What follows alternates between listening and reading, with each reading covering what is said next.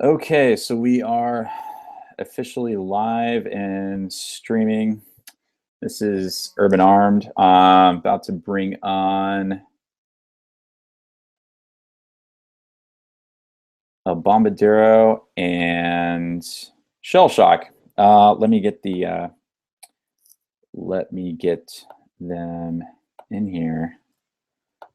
So we're going to be talking about gun trusts, asset protection trusts, as well as sorry, hang on one second. I'm going to try to get these guys back in here.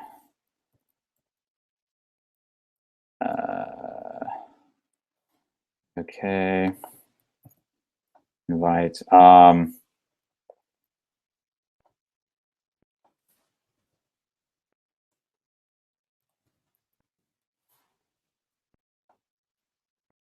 Okay, so while they're waiting for them to come in, we go ahead and just kind of give a little bit of update. So essentially, we've been getting a lot of questions. We, as in me, my brother, El Bombadero, aka Gun Expert on YouTube, his YouTube channel, about NFA trusts, or I'm sorry, gun trusts, as specifically for accepting NFA items. All right, so we got Shell Shock. Are you there? What's up, brother? Right here. Are you there? I'm right here. All right, so hopefully. Your favorite gun. Ooh. Is that an SBR Chris Vector? Yes, sir. Used to have this dildo on it. Yeah, you don't need that. You don't need that. Let's get that out of here. No, you don't need that shit. Make sure I can. Let's see. Get the link. I'm trying to get El Bombadero. El Bombadero. Where are you? I know. What's go that? all professional with the lighting and shit. Well, I use that primarily for my vaping video reviews. Oh, cool. Of course, I'm always doing my gun videos from the garage in the dark with my beer. I need to up your vaping channel. Does it give you shit? Yeah, man. It's going pretty well so far. Can't complain. I've been on the website a few times, but yeah. So. Do you like it? Yeah, it looks cool. Okay. Professional. He said for some reason he's not getting the link. So let me email it to him one more time.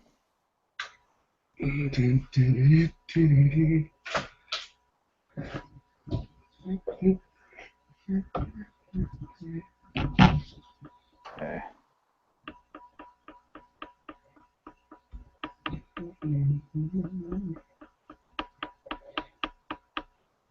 We're live, right?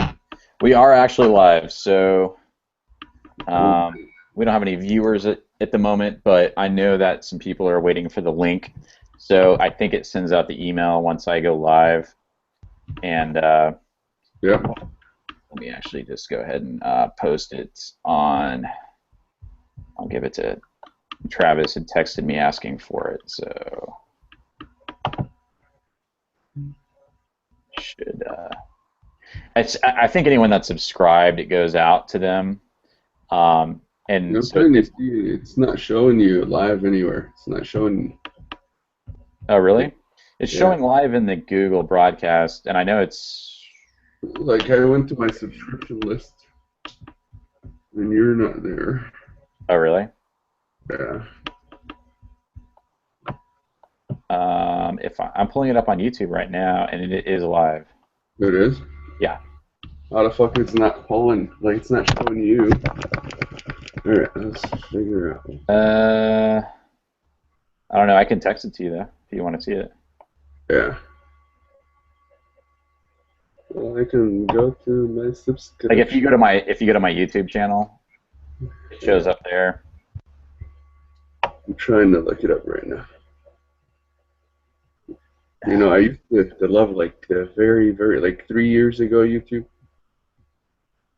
Remember that shit? How easy was it? You got it. Hey! Sorry. it wasn't showing up in the notifications. I had to go look for it. So So Okay. Okay. cool.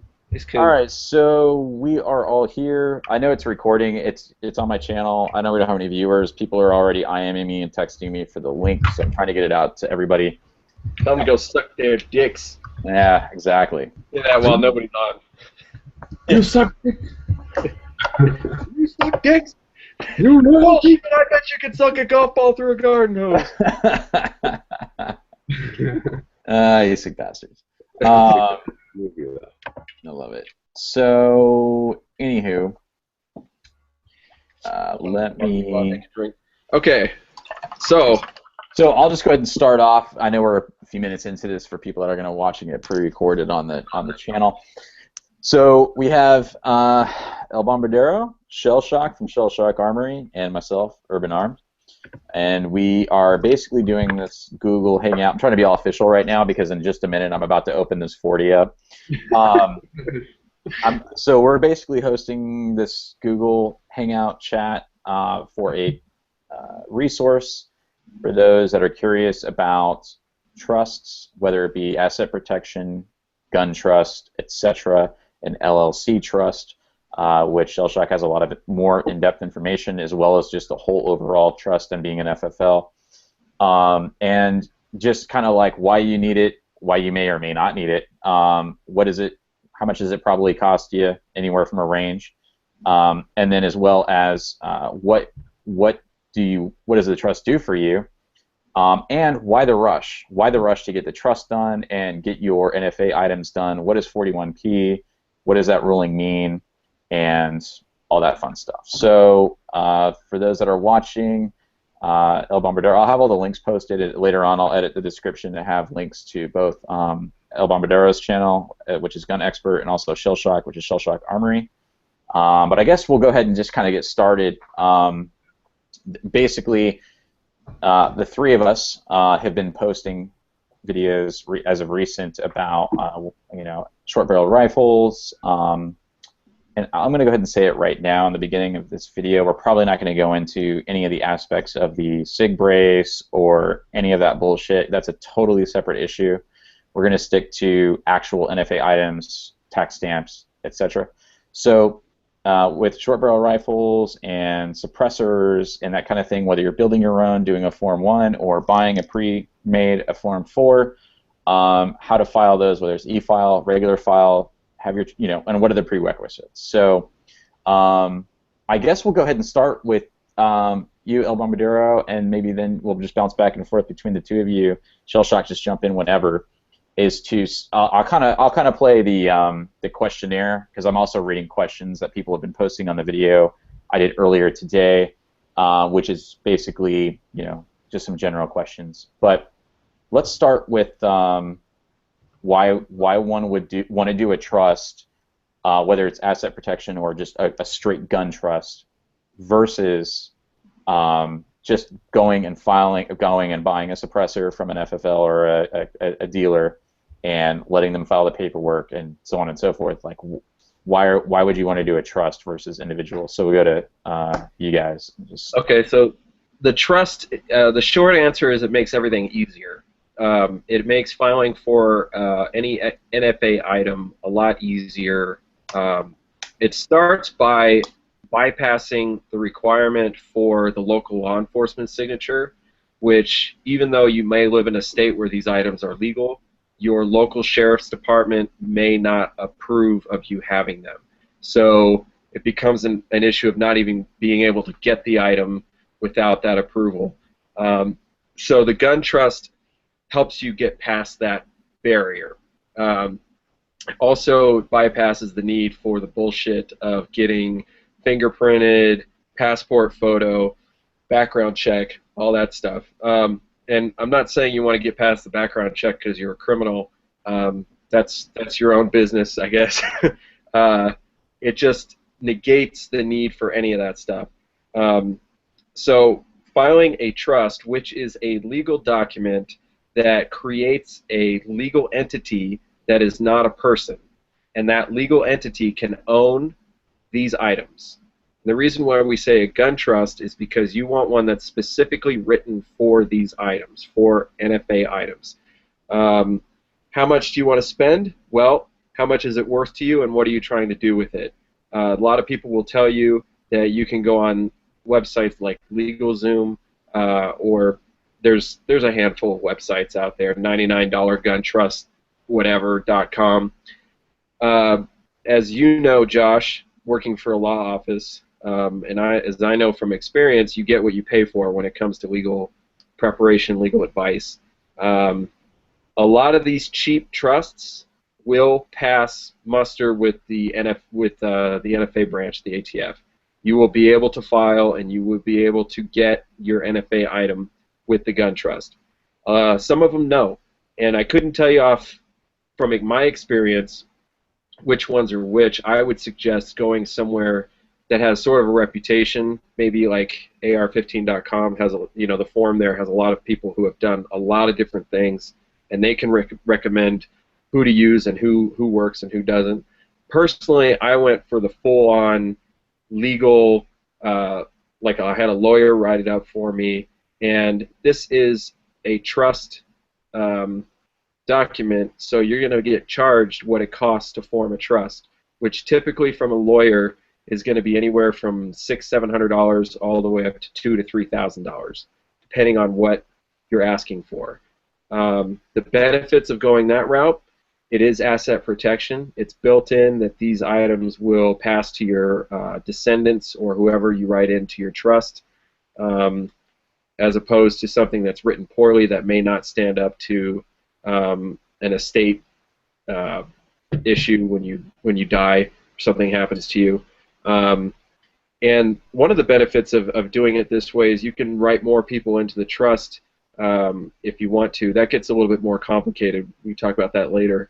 But the gun trust from a lawyer usually has built into it some consultation with the lawyer, so you can go over some of these issues. If you have questions later on, they'll take your questions without charging you massive fees.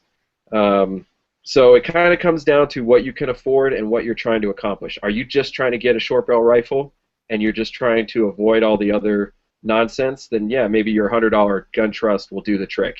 If you're trying to actually protect these investments, which is what, to me, these are investments, then maybe fork out the money to actually do what you are intending to do.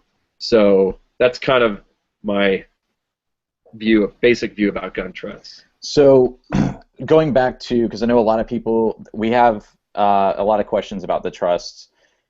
There's like 13 people watching. I'm trying to, Meal Team is actually IMing me to figure out how to update the subscription or the description information in the link, so I'm trying to figure that out as we go.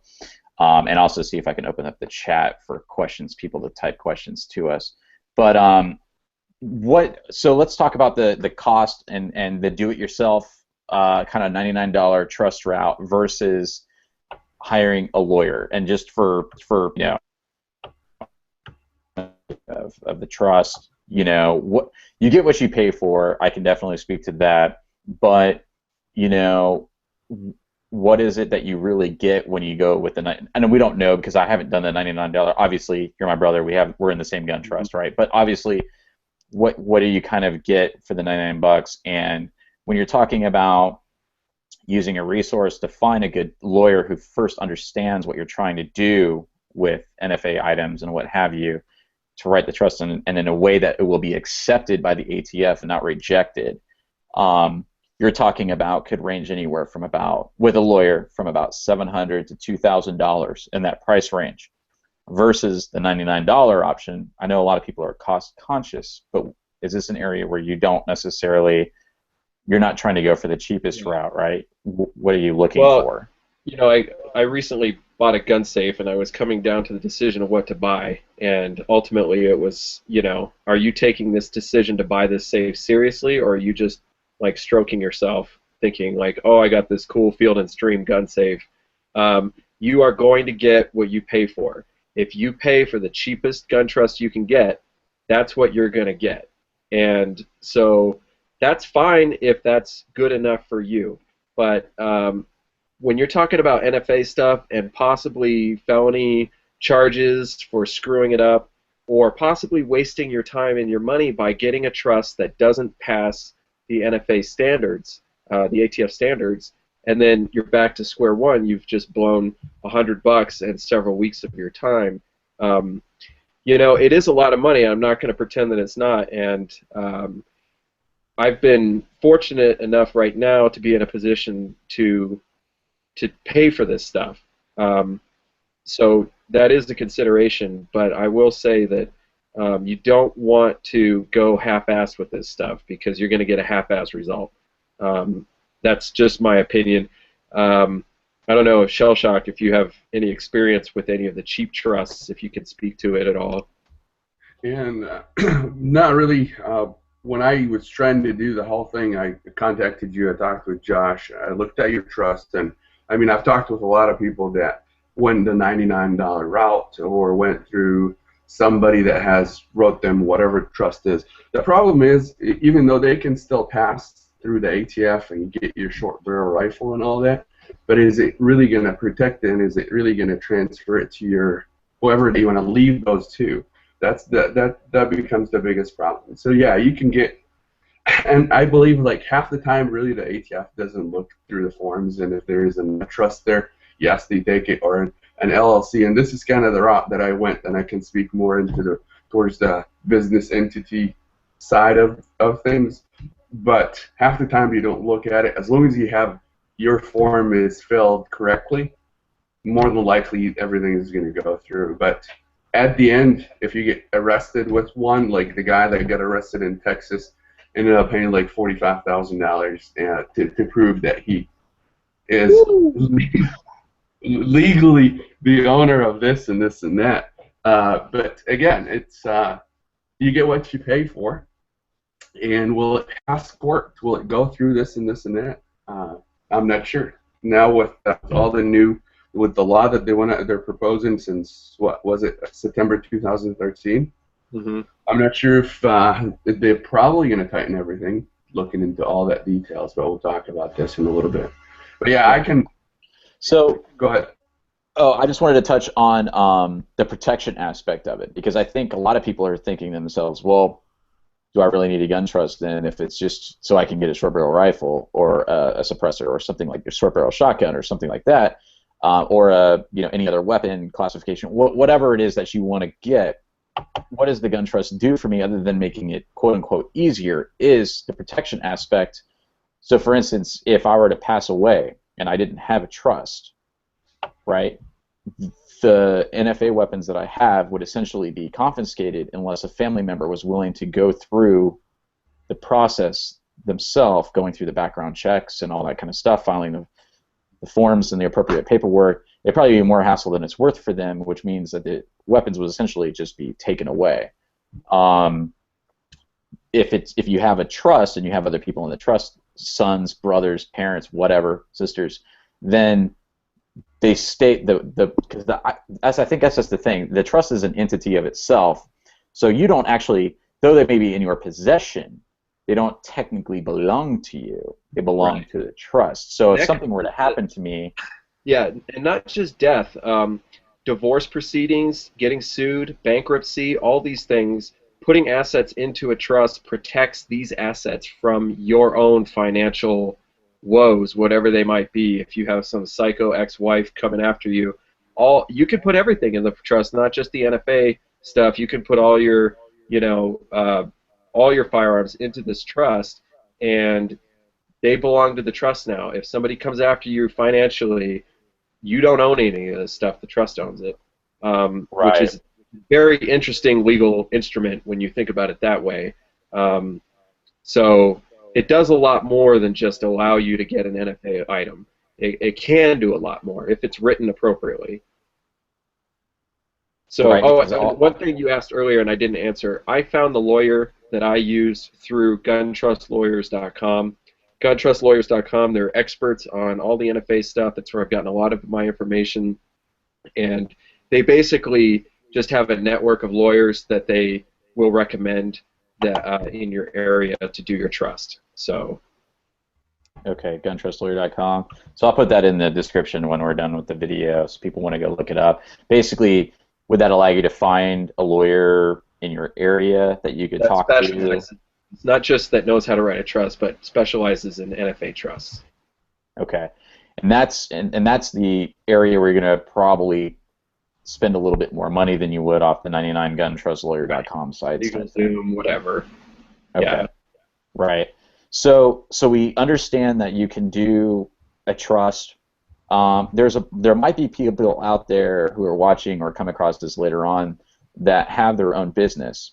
So what I have a question for you, Shellshock, is if you have your own company, it being an LLC, even if it's not a gun company, like you're not a FFL, but you're just say let's say you have your own pressure washing business or your own roofing company and you have an LLC, is that a viable option to go, is to set up a trust for your LLC, or do you want to set something up completely independent, and what do you have to do in order to do that? Or is there any benefit to it if you're not planning to do a gun business or something? Yeah, I mean, you can have any business or you can file for a business. So kind of same with the asset protection, LLC or a corporation or S corp or all that, their own entities. So your own financials are separate than the actual company itself. So when it comes to a business entity, you don't need to file for a trust. You don't even need to have any paperwork. All you need is a tax ID number. You need the business documents from your Secretary of State. So normally an LLC will cost you $150 to set up, and then you can just go same route as the trust. You don't have to do your fingerprints. You don't have to do your photos. It's the business itself owns the firearms. Now, the benefit from an LLC or a business versus a trust, at least the way this is the route that I went. On the trust, you're gonna have to name whoever people in the trust, who's the trustee, who's the people that will be the co-trustee, or the people that will end up with the items itself, if any. And that applies to either gun trust or revocable trust any trust normally. On the business end, the business itself owns the gun. So let's say tomorrow something happens to me, my wife owns the business. The guns belongs to her at this point. Or if I have two partners, all three of us can't own the guns. So whoever has the guns with him, or the firearms, or the suppressors, whatever the case might be, they are part of that business. Later on, and this is kind of debatable, but as far as what I've seen, it's been working that way. Later on, let's say I sell the business, or I want to sell all these firearms, I can sell the whole business to, let's say, you. Now you own all these short barrel rifles or suppressors. You don't have to file for tax stamps because the business itself owns those. So it saves you the hassle of changing hands. Of course, you want to make sure it's legally changing hands and all that. Your documentation checked, but you don't have to go through Form 4s and transferring in $200 each. Now, the problem with an LLC or a business is you need to maintain the business active with your Secretary of State. So it depends on the type of business. You have to make sure you continue doing your filing, and I believe for an LLC, every 2 or 3 years you have to just renew it. It doesn't cost you anything, only the initial cost. And then you have to make sure you're filing taxes. Otherwise, of course, it's a misuse of a corporation or a business, and IRS will put them. Right. Could be considered like a front or something like that for something else, and can't be claiming a loss for too many years in a row, right? I think after 3 or 4 years, if you're still claiming losses. Fortunately, I have a gun business, so I can have trust, and I did claim a loss. So, well, no, not really. It's a wash this year. First year was a loss. This year is a wash. So. Okay. So most people would probably be looking at going the trust route if they don't want to keep up with a business, an LLC, especially with the tax implications and that kind of thing. But there are multiple routes, right? You can do a trust. You can put more than the guns themselves in the trust. You could put property. You can put more than the guns in the trust, but the lawyer who did mine strongly recommended not putting anything but guns or NFA weapons items in the trust. He said it can get very messy if you do that. He said this trust is for your guns, so that's what you use it for. He said it's possible, but it's really not a good idea. So I don't remember exactly why, but that was his strong recommendation. Okay, so let's. I think we've covered a pretty good deal about the trusts, like where people can go. It sounds like from Shell Shock, even if you go the $99 route, chances are you'll probably be okay. It's just a matter of, is the trust written really well, not just so you can get your NFA items approved by the ATF, but is it written in such a way that makes sure that you're really protected, and if something happens to you or something that they are designated, it's kind of like, yeah, they may get you in to get the items, they may get your approval, but making sure that it's written in such a way that it protects not just you, but the assets as well as anybody else who's in the trust. So I guess we can kind of segue from the gun trust aspect. And I say gun trust, it's really a trust, but it's specifically for guns. But what is the process that people will use for filing when they're purchasing a SBR or filing for an SBR? Maybe they bought their own lower and they want to do a Form 1. What is the process like as compared to filing without a trust? Well, the primary thing is it's faster. Because there's no background check, and because I don't know this for sure, but I think because the examiners have less basically work to do when it comes to filing under a business name or a trust. With a business name, an LLC, I think all they have to do is verify the tax ID number, verify it's in good standing, and then boom, approved. With the trust, you send in your trust paperwork. You send in a copy of your trust, not the whole thing, but basically like the introduction and the proof of certification and all that. You send that in with your Form 1 or your Form 4, and they verify that it's legit and give you the stamp, and it's faster. And you can check that on silencershop.com. You can check that on NFAtracker.com. All these places that keep track of this stuff. Form 1s and Form 4s go faster with trusts and with LLCs than they do with individual filings. So that's the first thing. The second thing is Form 1s, which is to manufacture an NFA item, whether that's you're making your own suppressor, you're making your own short barrel rifle, short barrel shotgun, any other weapon. You can do those online right now. You can do them through the e-file system, and in my experience, I've had 4 items, and they were all done on e-file. The last 3 that I did, they all took 5 weeks, as opposed to several months for filing paper. So that's a big plus.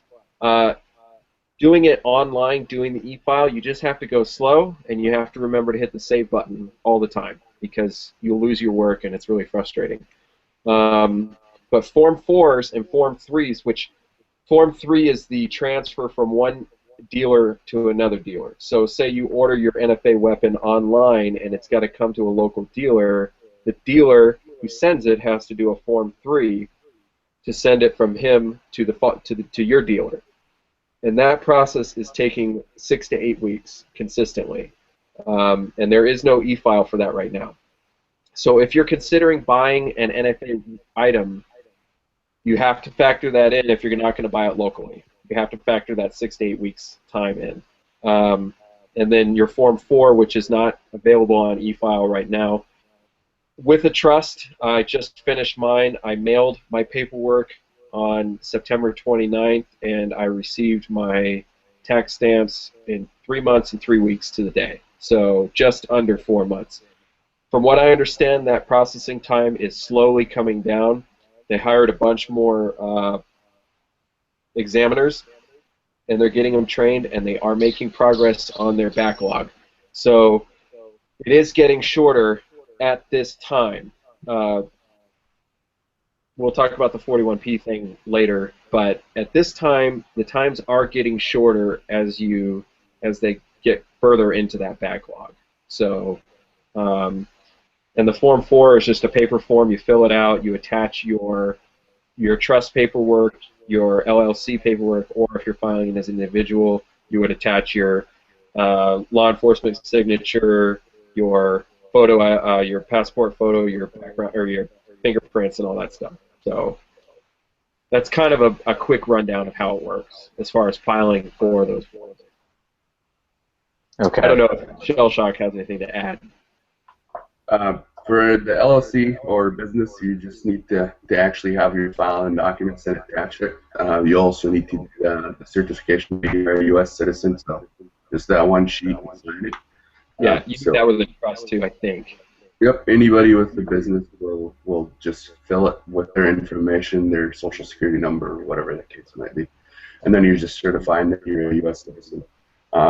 No, I totally agree with the time frames. I think I filed the last couple months here 5 or 6 different items, and it took between 28 days. The longest took me 40 days to get them on Form 1s and e-file. I've seen Form 4s or Form 1s in a paper format that's taken roughly about 6 months now. Form 4s, again, e-filing is, I don't think 4 is e-filed now. I'm not sure.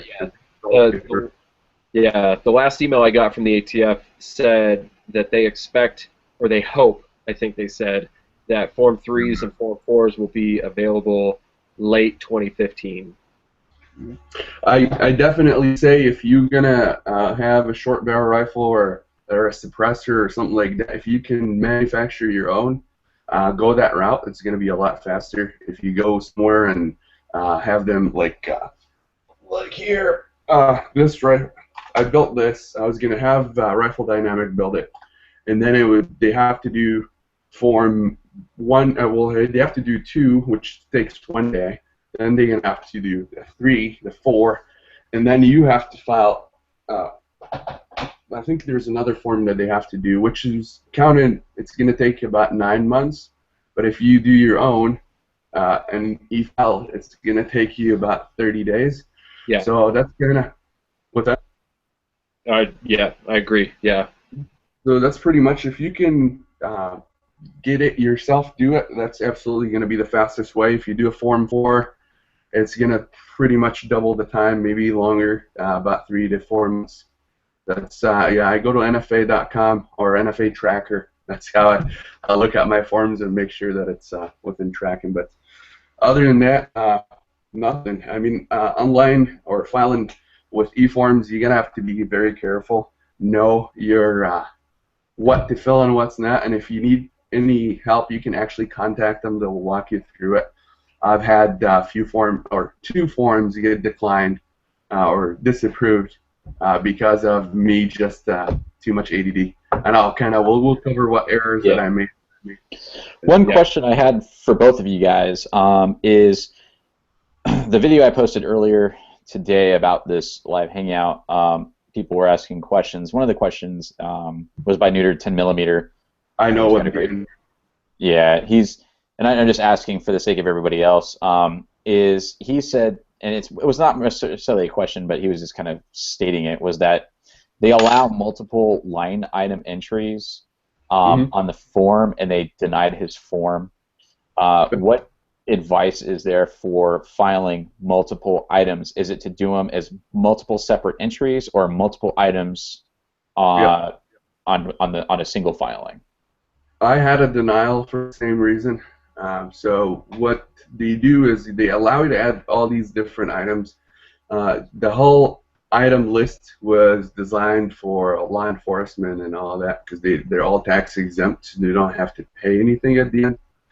When you do a multiple line items, you end up paying for just one item, even though the form at this point will show you the first rifle or suppressor or whatever that you entered on that form is going to show only on that form, but after the 40 days they'll come and decline it, and the reason for declining it is multiple items on that. So you're always going to have to file for a different for each item, because at the end it doesn't allow you to check more than one.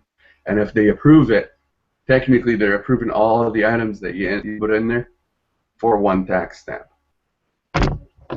Yep, exactly. So this is where Meal Team would probably be shouting because it's all about the money, which he's right. Make sure they get their $200. I will just say that the $200 tax stamp was instituted with the NFA Act back in what, 1934. $200 at that time, fortune. That fee has not changed in 80 years. So yes, they are making money. No, they are not making a lot of money doing this. If you think how much time an examiner takes to process one of these forms and how much they probably get paid an hour, they're probably losing money as far as the NFA branch is concerned. I can tell you for a fact, with the new law, the 41P, they're anticipating the whole reason for this, that they're gonna make about $9.5 million. It's gonna cost them to process it 1 point something. They're gonna net about $8.8 million. That's what they're anticipating. They're anticipating about 4,700 companies or businesses or trusts or entities to be filing every year. That's what their anticipation is. I don't know if they have any other things in their bag that will result to this, but that's what they have. On the actual bill itself, when you read it, I think it's on page 20 or something. It kind of breaks down the numbers. But it's if you take the 4,077, time it by 200, it comes out to roughly, I don't know how many millions. And then their cost, they said their cost is going to be 1.8 million roughly to process all these stuff. And again, they're anticipating, yes, there's the cost to the FBI background, there's the cost for this and this, but they're anticipating also there's places that you're going to have to go, you're going to have to pay for the cards for your fingerprints and all that. But we can talk more through the bill. Well, I guess I mean that's a pretty good segue into. We've kind of talked about like what a trust does for you. You can set up a trust with a lawyer. You can also set up through an LLC. Maybe at this point we can segue over to why, not just why you'd want to do it for asset protection, right? In the event something happens to you, a crazy divorce, or you you die. I mean, heaven forbid you pass away or something, but your weapons can still stay in the family, so to speak. Is to why are we doing this now? What is the rush? And obviously I know the answer to this. I'm just kind of asking so that you guys can... Why have I filed for 11 stamps in the last 12 months? Right, exactly. That's it, right? So me, 4, you, what, 8? Or whatever, yeah, 9, 7. So between the, yeah. So, why is it that it's January 2015, right? We jumped on this last year. Well, I should really say, El Bombadero, you jumped on this last year. And I just got to go along for the ride because we're related. But, why is this such a big deal now? Let's talk about what 41P is, and which is basically a ruling change that the ATF, because, I mean, these laws aren't, like, voted on. They're done through bureaucratic channels. They pretty much can change stuff, right? And so how does that affect people now, and what does that mean going forward if you want to file, say, after May, or even before May? You may not even make it in and get grandfathered in, but what's the big deal? Well, after I'll say what I know, and then I'll let Shell Shock fill in where I screw it up. After Sandy Hook, there was a lot of pressure to change gun laws, and one of the things that Obama did was mandate that the ATF adjust this rule that made exceptions for gun trusts and LLCs when it came to filing for a tax stamp. And so what the 41P ruling essentially does is it makes you do all the things you would have to do as an individual if you're using a trust. You got to get fingerprinted, you got to get your passport photo, and most importantly, in my opinion, you got to go get the sheriff's, local sheriff's signature. All of that makes it much harder to use a trust, especially if you have more than one person in the trust. If you have more than one person in the trust, you got to do this for all the people in the trust. So there's that issue to deal with. Now, the ATF was supposed to make this ruling last year, but they got so many comments in the comment period that they had to delay it because they need to respond to each comment individually. Apparently, that's what I've read. I haven't gotten my response from the ATF yet on my comment, but I don't know whether I should expect one or not. So in November, I believe it was, of 2014, they pushed the date of the ruling to May, saying that we could expect a ruling in May on this issue. Now they're being vague about it, saying they're not saying right now whether or not they're going to go ahead with it, but all signs point to yes, that they're going to go ahead with this. I read this on American Silencer Association's website. We'll have that link in the description. So it appears that they're going to go with this. Now, they may delay again in May. They may get there and say, no, we still haven't done what we need to do, and they may delay again. Or they may go ahead with the ruling. In the past, when the NFA has made these types of adjustments, there's usually a grace period, and they've usually grandfathered in previous things ahead of time, so that people who've already done the process can maintain what they've done, and then anything new happening after the ruling is subject to the new rules. There's no guarantee with the NFA about what they'll do. So that's why I've been rushing. And in my point of view, if you have not started this process yet, and you want to do it, you've got to start yesterday. You have got to get on this and do it quick, because it takes time to form the trust, it takes time to form the LLC, and it takes time to start building these items and or filing the tax stamps for these items. So that's my interpretation. I'll let Shellshock, correct me where I messed up. You're absolutely right. Yeah, it was September 2013, I guess, when they came out with the whole thought process of doing that. There are a couple of things that they're saying. They're trying to make it easier. Apparently, that's how they presented it. We're trying to make it easier. We are passing a law that when you go to the CLEO or whatever, your chief law enforcement officer, they will actually sign it and no question asked. Now, if we back up a little, the whole idea because I can't think. The whole idea about the chief law enforcement officer came when there is no NICS, there is no background checks, there is nothing electronic.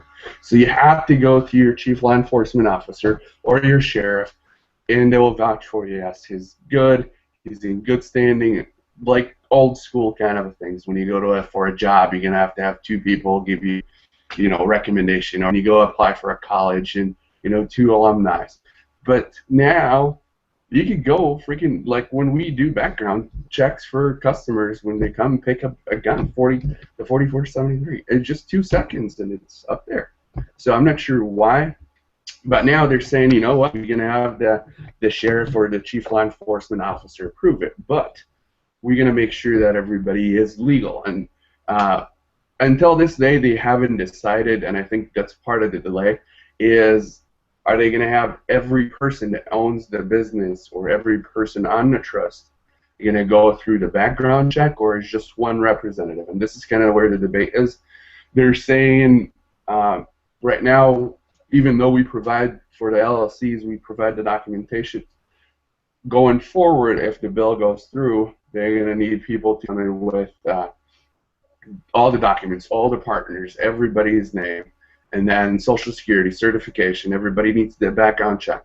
And in some cases, they're saying we'll just have one representative be the responsible person for the trust or the LLC, and they have to go through that. So that's one of the reasons why we don't have really an answer, and they didn't have their answers ready, so they couldn't enforce it. But I'll second your thing here.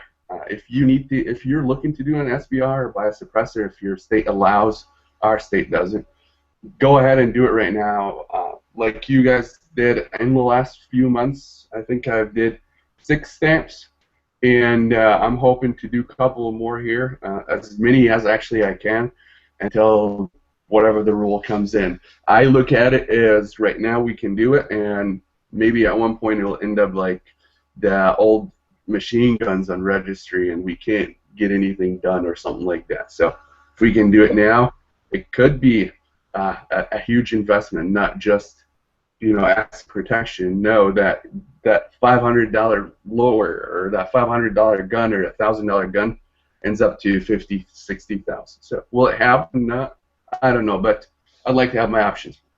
Yeah, yeah, that was another thing too. In my opinion, I was like, in 1985, if you had the means to buy a machine gun and you knew that in 1986 that thing was going to go way up in value, would you do it? Now, this is not the same as that, but in my mind, it does have the potential to make all of this much more difficult and maybe, in the long run, make this more of an investment. I'm not only using it for that, but that's on my mind as far as, what I'm buying and why I'm buying it, why I'm choosing to spend my money right here, right now, instead of using it on other things. So I also just want to touch on something real quick. Going back to the ATF ruling, is that let's say that you're wanting to do an SBR, you're wanting to do either build a suppressor yourself or buy a suppressor. If you don't have a trust right now, and you're thinking about doing this, the recommendation would be to try to get a trust set up like yesterday, and get it set up to protect, the assets, protect you. One, to make it easier, but also there is kind of time is of the essence right now, meaning that if you're not actively working on getting this done and then using the trust to file for your Form 1 or your Form 4s, that the more time that goes, there's probably going to be a bum rush of people trying to get stuff filed before this ruling change takes place. And it's very possible that just because you're filing before May or whatever doesn't necessarily mean that you'll get approved before then, and that you won't have to go back through the normal channels of filing as an individual, even with a trust, meaning that you'll have to go get everyone who is in the trust, get a background check, you'll have to go get approval from your local law enforcement, right? So it is kind of a time thing, right? You want to be doing this. With the Osprey that we just bought, the guy filed the Form 4 the day that I bought it. And if everything goes according to plan, that Form 4 will be approved in May. And that was last week that I did that. So already for that Form 4, you're looking at pushing you into May. So, if this is important to you, you got to do it, especially if you're going to do a Form 4. You got to get on it. Did we lose Josh? No. No, I'm here. I was just reading. I'm reading the chat. I'm listening to you and reading the questions in the chat at the same time. Right. My shit froze up. I gotta add something though. I know we said we're not going to talk about this, but considering with all braces out now, and from the beginning I said this is not happening. It's not going to work. The letter said that you can't shoulder it, but whatever, to each his own, and people can argue the whole fact. But with all these braces being in the shitter right now, people spending $200 and just garbage, everybody's moving to file, or at least a lot of people looking into file. Well, yeah, they got a taste of the action and they liked it.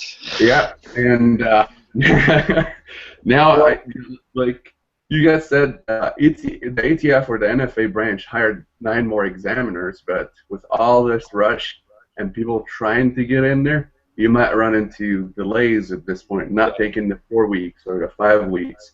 So if you can, or if you're looking to, go ahead and do it right now. Even if it doesn't take you the 4 weeks, or it takes 5 weeks, 6 weeks, you got it. And believe me, once you get one, you're going to get that addicted like us here.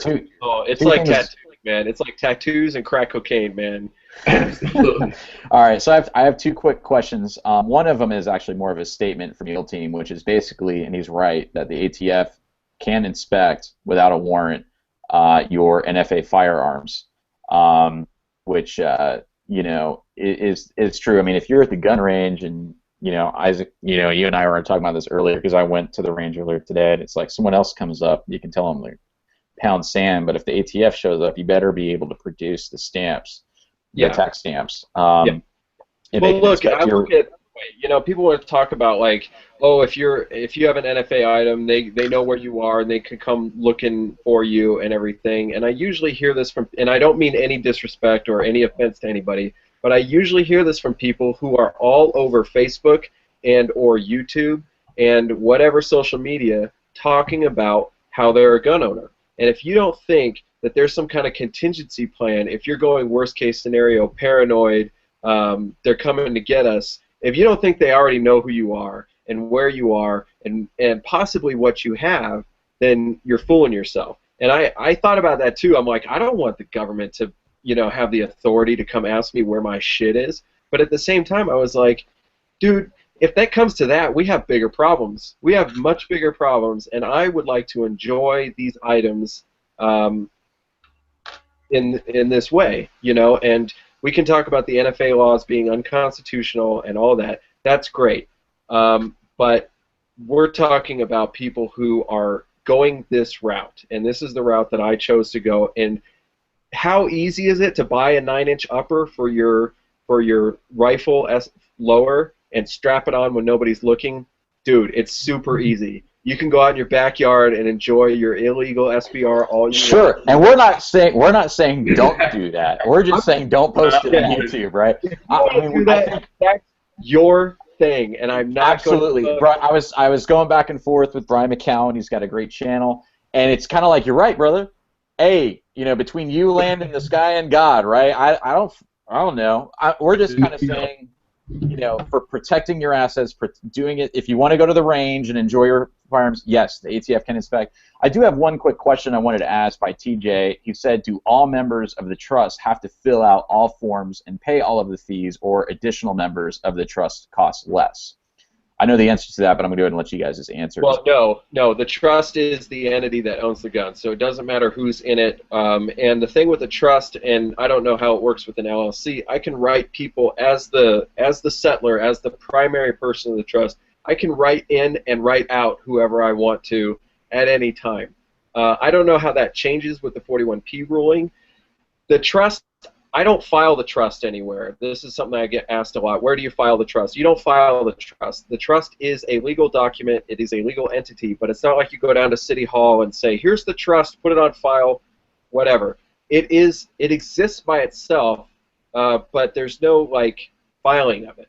So you can write people in or out. You can write property in or out. You can't write an NFA item out without transferring it to a legal owner. But there's no, like, you know, oh, there's 9 people, there's 9 fees. There's however many people I want in the trust at whatever time I want and whatever property I want to put in the trust. So that's kind of the brief answer of how that works. So I don't know about LLC. Yeah, on an LLC, you're pretty much either having a buy-in agreement, or you have your minute meetings or whatever that says we added this person to the business, or we took this person out of the business. But it is what it is. So the LLC again itself has its own entity. On the LLC, it's filed. The Secretary of State doesn't have who owns what or who are the partners in a business. Usually, you have your bylaws are what that can be a letterhead with the company and says so and so is a business owner. You can notarize it or not, as long as it's I guess you can do whatever you want with the business, but you need to make sure to be able to produce. So if I'm walking down the street with an NFA item, I need to be able to produce that I am one of these people. Now on the ATF can inspect, or the NFA can inspect at any time.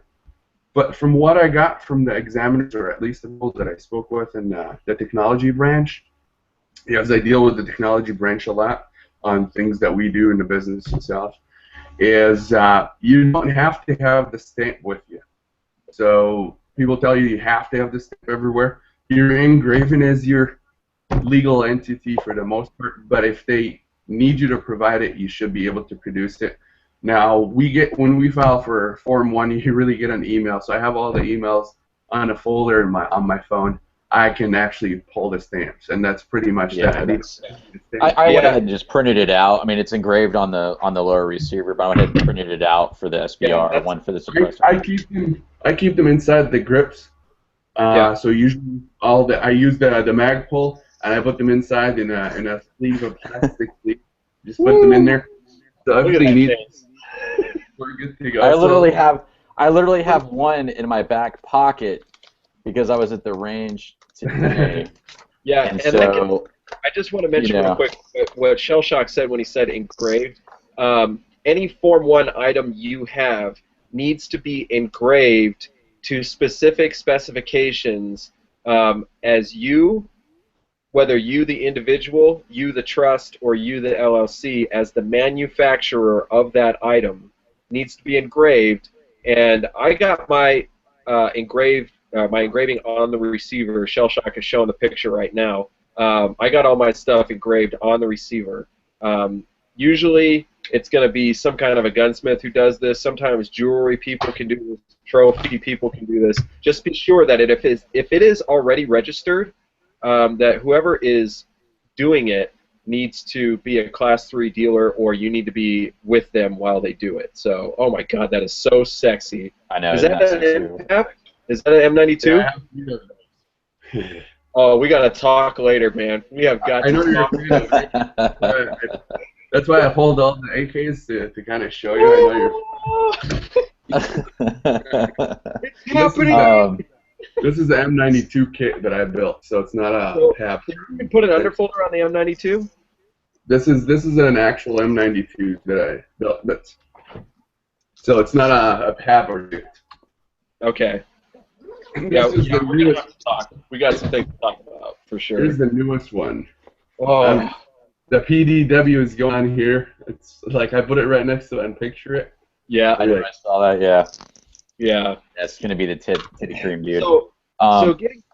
So just getting back to what the NFA has the authority to do. Yeah, they kind of have a lot of authority, but try to find people who've actually had an issue with this, and it's going to be hard to find people. The NFA is not knocking on doors. The ATF's not knocking on doors asking to see your weapons. I have a good friend of mine who talked me into the whole NFA thing in the first place, and he is about as anti-government, anti-law enforcement as you can get. And he was like, dude, don't even worry about it. That's not really an issue. So, yes, if the government goes to shit and people start knocking on doors, you are going to be on a list. You have this many NFA items, blah, blah, blah. Like, my line is always this. If it comes to that, we got much bigger problems than your stupid little SBR. So that's my... And if it comes to that, you're not going to give a shit. Yeah. That's what you're saying. I don't know what you're talking about. That belongs to the trust. All of the Poly 80 SBRs that you have buried in your ammo cans in the backyard, it's time to dig them up. Yeah. Let me say something real quick before I forget. Somebody on your video asked what it takes to take an NFA item across state lines. You have to fill out a form. Maybe Shell Shock remembers the number of the form, 5320.2 or something like that. You can look it up.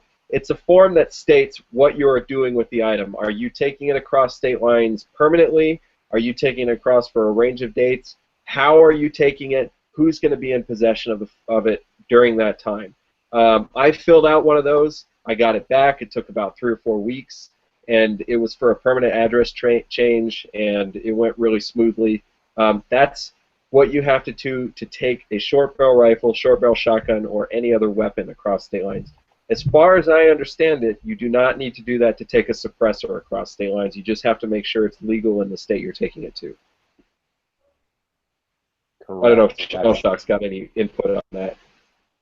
No, I totally agree. I haven't filed the form. I know the form is taken anywhere from 21 days plus, but you have to file it. Otherwise, if you go across state line, you will be facing federal charges and a commerce charge. It's pretty much, I think it's... Well, and that's the other thing, too, is talking about, violations of these laws. This is not like small stuff. I kind of jokingly said to someone at the office the other day, it was like, I'd rather be pulled over with a gram of coke in my car than an SBR in my trunk that's not supposed to be there, or a suppressor that I'm not supposed to have. 25 years and $100,000.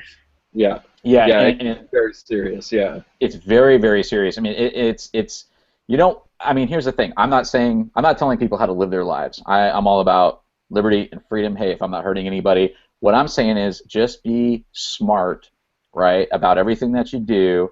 If and try to and do the right thing. Be legal. Wink, wink, nudge, nudge. About everything that you're going to do. Well, I mean, I'm just saying that because let's be honest. This whole thing, this conversation, and I'm not really meaning this whole live chat to go political at all. That's not where I'm going. I'm just saying that it's people like us and people who are watching that are trying to stay within the confines of the law and trying to say, look, I don't want to go to jail. I don't want my family to be in jeopardy because I did something stupid. I'm trying to do what's right. But the reality is that these rules and these laws don't prevent crime. Okay. It's just a control factor. It's a money factor. It's really a control factor. So it's kind of one of those things where it's like you kind of have to know which battles you want to pick, and these aren't battles that I'm willing to pick, at least not publicly, locally on the internet, to say, oh, I'm going to go ahead and build SBRs, and who gives a fuck? Maybe I think that, but I'm not going to say that. But what I'm saying is, and the people who would think that, I feel you. We're like-minded in that. And this is all stupid bullshit. But if you want these items, you want them legally, and you want to protect them, especially in the event of your death or something like bad divorce or whatever, this is the route to go. And that, and also it's a faster route to go. It's just that there is an essence of time here, which is kind of what sparked this whole conversation and getting this video up. Where Josh and I both were getting a lot of questions like, wait, so I should get a trust? How does that work? How do I do it? And so this whole thing was just designed to answer those questions as best we possibly could, especially with Shell Shock's experience as an LLC. Look, personally, out of pocket between Urban Armed and I, we forked over $3,000 just for fees and the gun trust. I understand that is bullshit. I do understand that. However, this is not a battle I'm going to fight. If you want to fight it, great, okay? But if you want to go the NFA route, and if you want to go with the gun trust or the LLC, or even as an individual, these are all things you need to know before you get started or while you're in the process. And if you want to go gung-ho and like, I'm a sovereign citizen and you can't tell me what to do, that's great. I hope you don't end up on the news. Do your own thing. I'm very happy for you, and I believe in you. But that's not what I'm doing right here. So. Right. No, I think what I'm trying to say is like we all have the same feeling of going like, this is fucking bullshit, right? You're filling out these forms and you're like, this is fucking bullshit. I get it.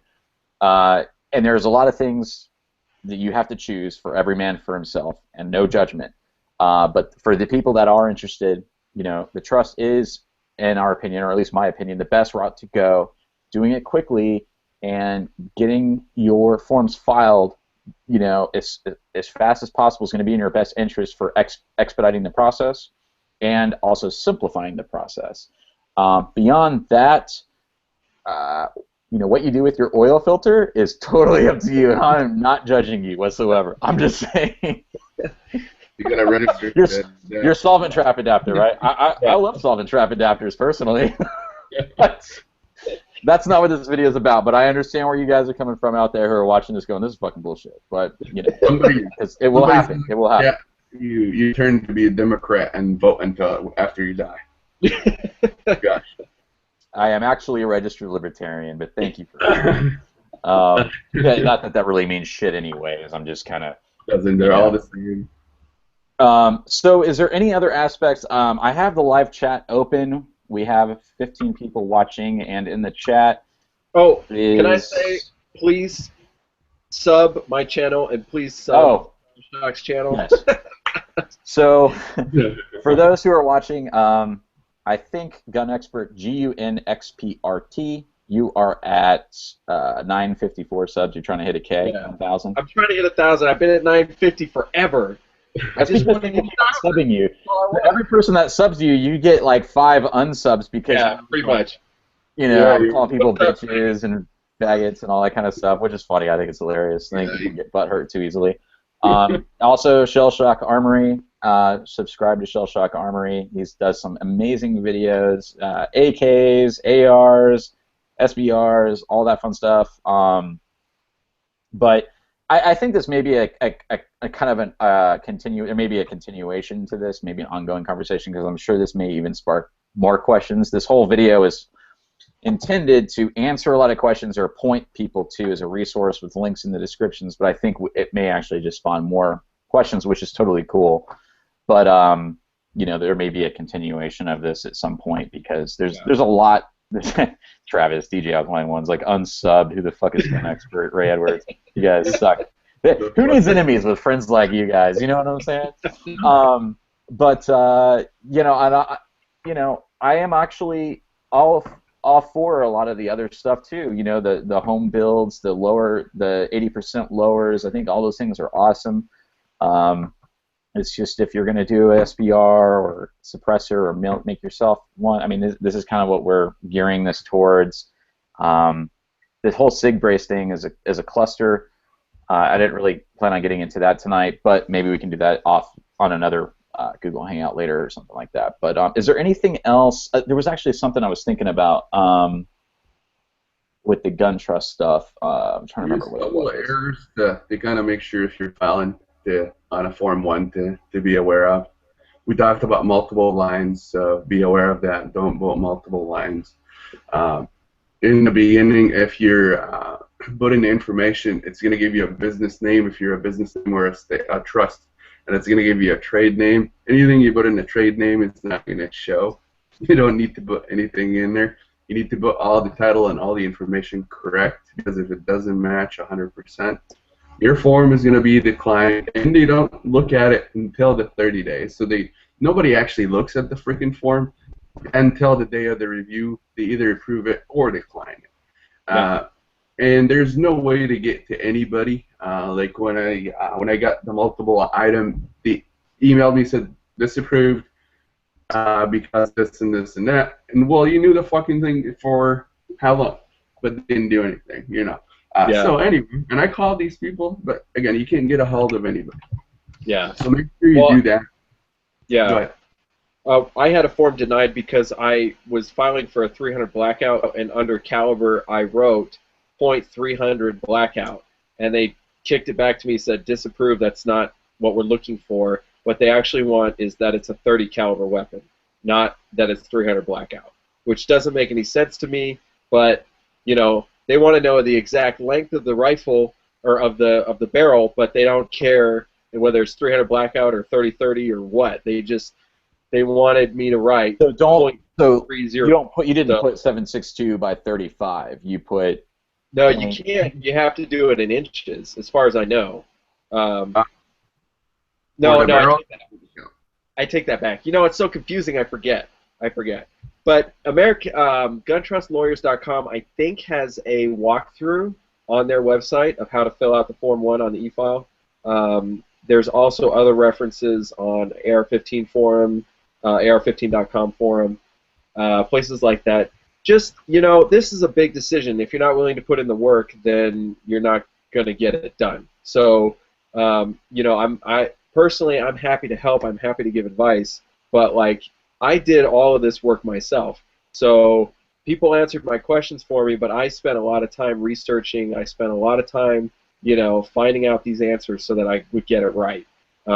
So I would tell you that this is going to take some effort. This is going to take some time, especially filling out these forms. So, yeah. Did you guys know that Miller High Life makes a 40 in a plastic bottle? Actually, almost 32.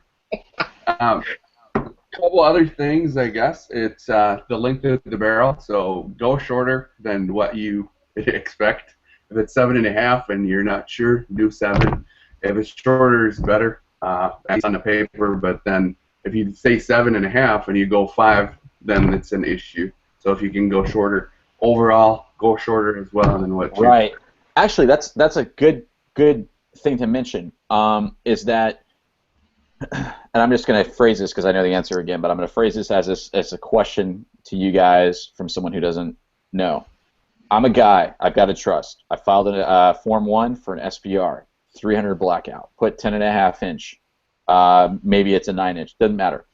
Can I also, when I have that tax stamp for my 300 blackout in, say, a 10.5 inch barrel, can I also run a 5.56 upper on that SBR that's a different barrel length?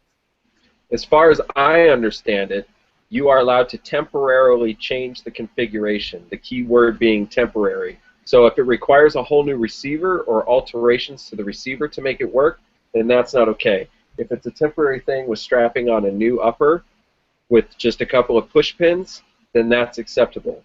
As far as I know, that's what I've read. So you can change numbers from 300 to 5.56 because it uses the same receiver. You don't have to make any alterations to the receiver. You can't go, 300 or 5.56 to 308. That's a completely different receiver.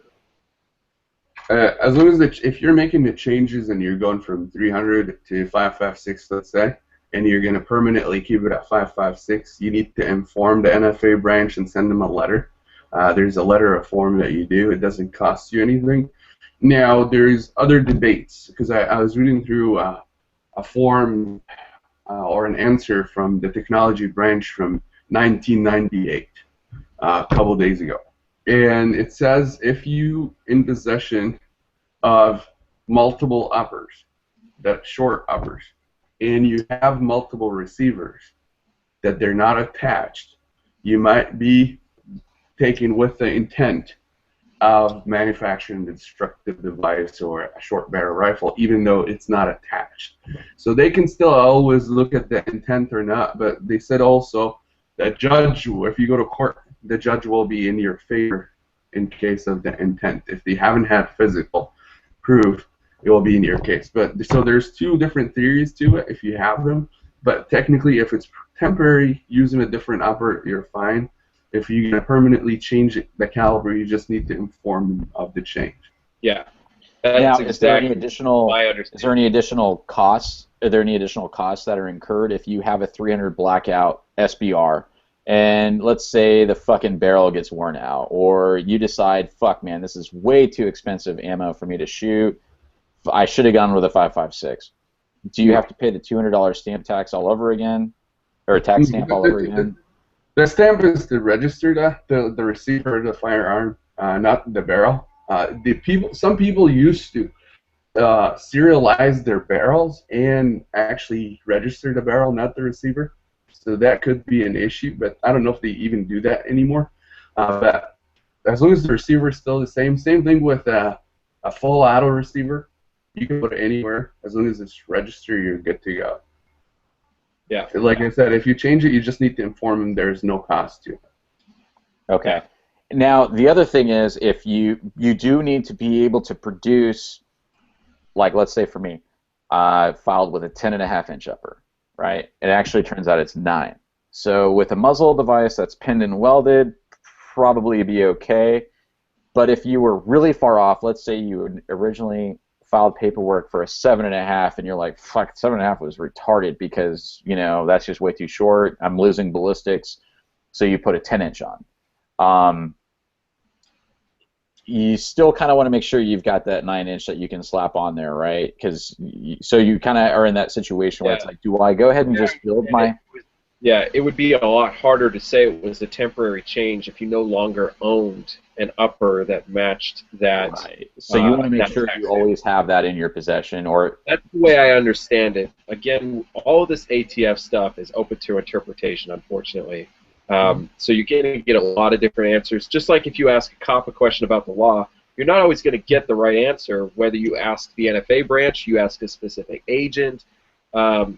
So you kind of have to go based on case law, and which is what Shellshock was mentioning with that 1998 ruling about what your intent was by owning multiple short uppers with multiple lowers, that kind of stuff. So you are venturing into gray areas there. But I would say personally, for my own collection, I would say as long as I have that upper that I registered as far as the length goes, then I'm not going to worry about it as long as it's a temporary change. And my understanding again, if you register your rifle as, let's say for this rifle, I said the barrel is 5.5, and they come and measure the barrel and it's longer than what I have it registered, you're fine. It's a problem if it's shorter. So if you say 5.5 and it's a 4, then it's a problem. And I don't know how big of a problem is it anyway. Yeah. You know, if the barrel is temporary, like on an AK barrel, really hard to remove. Yeah. Is it really a big Well, problem? I think what they do, from what I read and understand, is if in the situation where you're at the range and the ATF came and was like, let me see your tax stamp and like let's just make sure this is all copacetic, is they actually drop a dowel rod down the barrel With the bolt closed. With the bolt closed to measure that way, as opposed to like taking your handguard off and measuring it out that way. They actually just drop a wooden dowel or something like that down the barrel. But that's you the know, same thing they did to cut those barrels is you measure it with a dowel with the bolt closed, measure, cut, and then that's kind of how you do it. But are they going to come in? I have never heard of an ATF agent going into a range and inspecting anything. I've heard police officers being an asshole and will stop you and will don't know anything about the law, will arrest you, will take the gun, and then we'll contact the NFA branch, or we'll keep you in the car and contact the NFA branch. But I've never heard of an ATF agent actually inspecting anything. But again, I would agree. I spoke with an ATF agents here, the local ATF agents, and my question was, again, I'm building an SBR.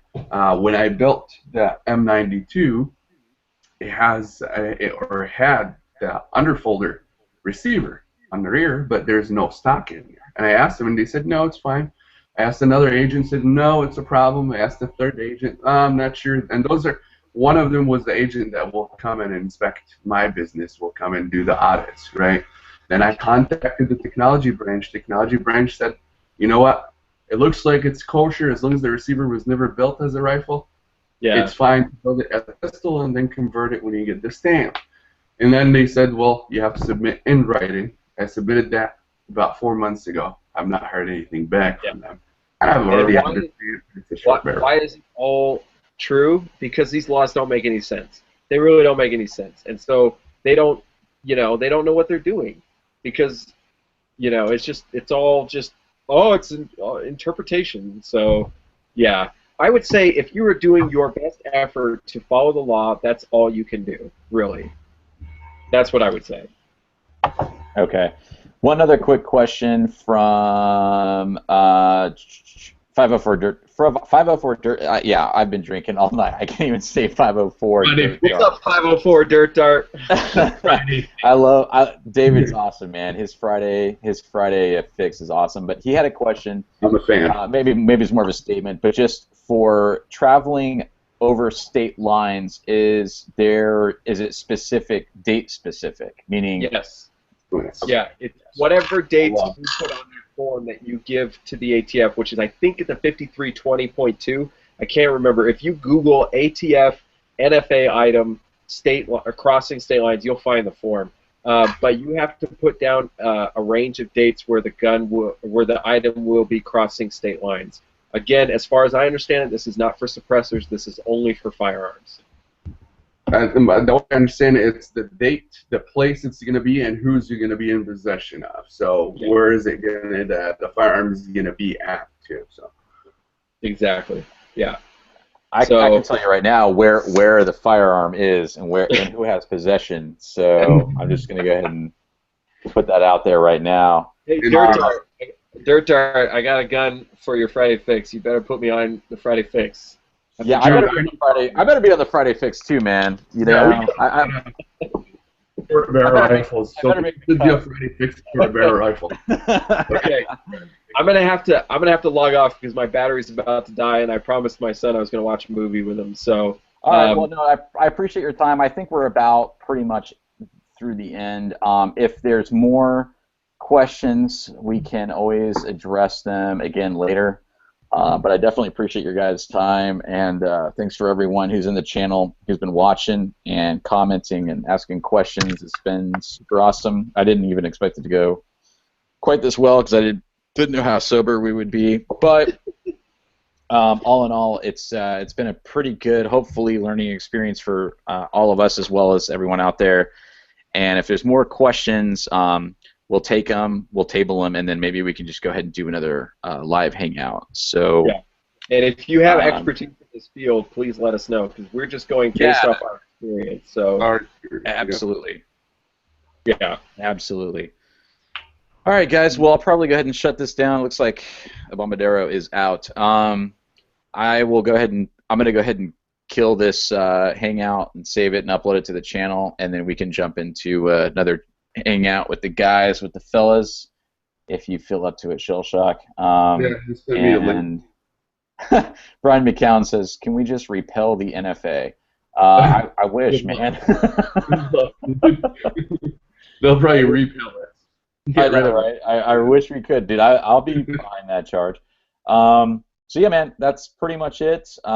Thanks everybody for watching. I'm gonna go ahead and shut it down, and we'll take, like I said, we'll keep doing this as many times as we have to on this topic until we, can help as many people as we can. At least provide the resources, at least information, and all that fun stuff. So, is there any final thoughts there, Shell Shock? Get them while you can, people. Get them while you can, man. Get them while you can. Yeah, jump on that shit. Like, if you're watching this, like, go get your trust set up, like, ASAP. So. Yeah. Send me a link. Okay, sounds good, man. No biggie. Shutting it down. Thanks again. All right, I'll hit you up in a few, bro.